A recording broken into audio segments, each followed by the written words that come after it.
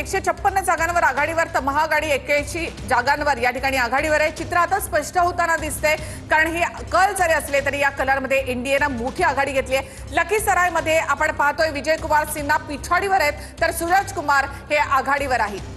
नक्कीच ही महत्त्वाची सीट एक टफ फाईट म्हणून लखीसराय पाहिलं जातं, कारण लखीसराय हा भाजपचा पारंपरिक मतदारसंघ राहिलेला आहे। 2 दशकांपासून भाजपचे उमेदवार जे आहेत ते या ठिकाणी विजयी होत आहेत आणि विजयकुमार सिन्हा हे उपमुख्यमंत्री आहेत आणि त्यांना या ठिकाणाहून उमेदवारी देण्यात आलेली होती, मात्र ते पिछाडीवर आहेत।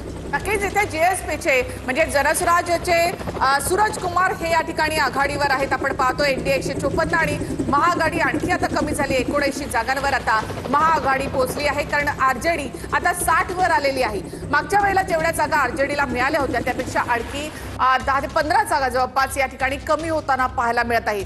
तर भाजप 69 तर जेडीयू आश्चर्यकारकरित्या इथे 70 जागांवर आघाडीवर। जवळपास 70 ते 75 जागांचा आता फरक जो आहे तो एनडीए आणि महाआघाडीमध्ये आता पाहायला मिळतोय। एनडीए 154 जागांवर सध्या आघाडीवर आहे। अमित शाह यांनी विश्वास व्यक्त केलेला होता की 150 ते 160 च्या दरम्यान आम्हाला जागा मिळतील आणि एनडीएचा कल सध्या तरी तसाच दिसतोय। महाआघाडी जर आपण पाहायला गेलं तर 19 जागांवर आज सध्या आघाडीवर आहे। काही वेळापूर्वी आकडा 100च्या पुढचा होता, मात्र आता हा आकडा 100च्या आत आलेला आहे। अंतर फार मोठं झालेलं आहे। एनडीए 156 जागांवर आघाडीवर आणि महाआघाडी सध्या 79 जागांवर आघाडीवर। तर मनेरमधून आरजेडीचे भाई वीरेंद्र हे 2500 मतांनी आता सध्या पुढे आहेत। मनेरमधून आरजेडीचे भाई वीरेंद्र 2500 मतांनी पुढे।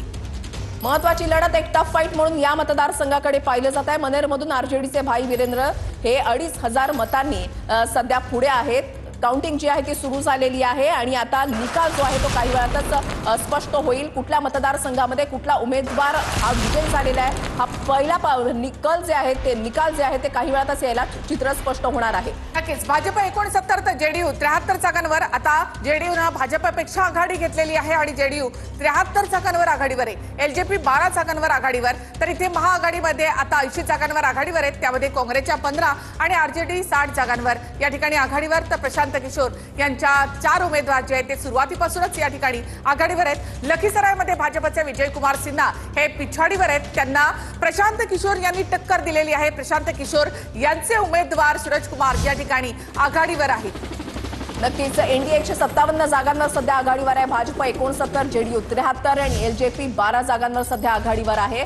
निवडणूक आयोगानुसार भाजप 48 आणि जेडीयू 47 जागांवर सध्या पुढे आहे। आरजेडी 23 आणि काँग्रेस 7 जागांवर सध्या पुढे आहे। आता बिहारमध्ये सगळ्यात मोठा पक्ष कोणता ठरणार याकडे देखील लक्ष असणार, मात्र या स्क्रीनवर जर आपण पाहिलं तर या सगळ्या कलांमध्ये जेडीयू म्हणजे नितीश कुमार यांचा पक्ष 73 जागा घेऊन बिहारमध्ये सगळ्यात मोठा पक्ष या ठिकाणी पाहायला मिळतोय। दुसऱ्या क्रमांकावर आहे भाजप 69 जागा आणि तिसऱ्या क्रमांकावर आहे आरजेडी 60 जागांवर। नक्कीच